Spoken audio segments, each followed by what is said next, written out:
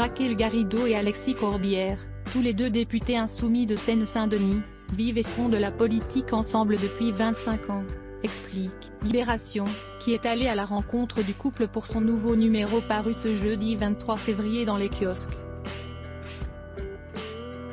Deux amoureux qui se sont construits ensemble politiquement, à une époque où leur courant politique avait le vent en poupe.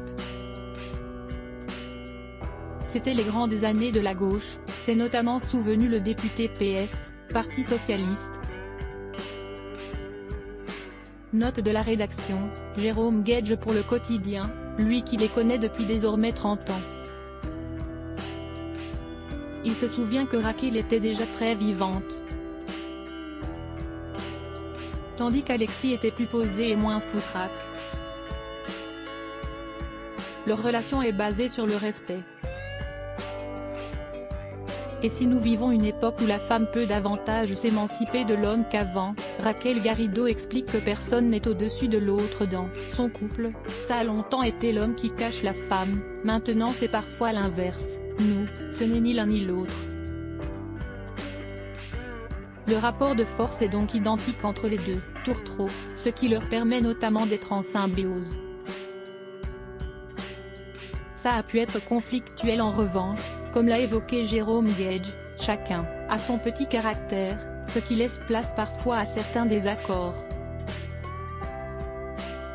Il est fédérateur, je suis plus solitaire politiquement, j'ai toujours été très incluse grâce à lui. J'ai une audace qu'il n'a pas, mais cela crée des problèmes. Parfois, dans un premier temps, je me dis que c'est un lâche, donc cela m'énerve, puis je me dis qu'il avait raison. A estimé la députée, avant que son homme ne lui réponde, Raquel a une forme d'outrecuidance que je n'ai pas.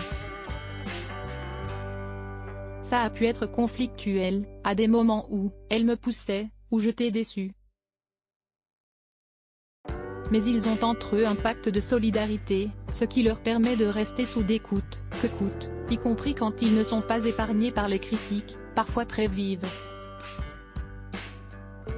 À noter que c'est grâce à Jean-Luc Mélenchon qu'ils ont commencé leur vie politique, puisque c'est avec lui qu'ils ont quitté le PS en 2008 pour fonder le PG, parti de gauche, note de la rédaction.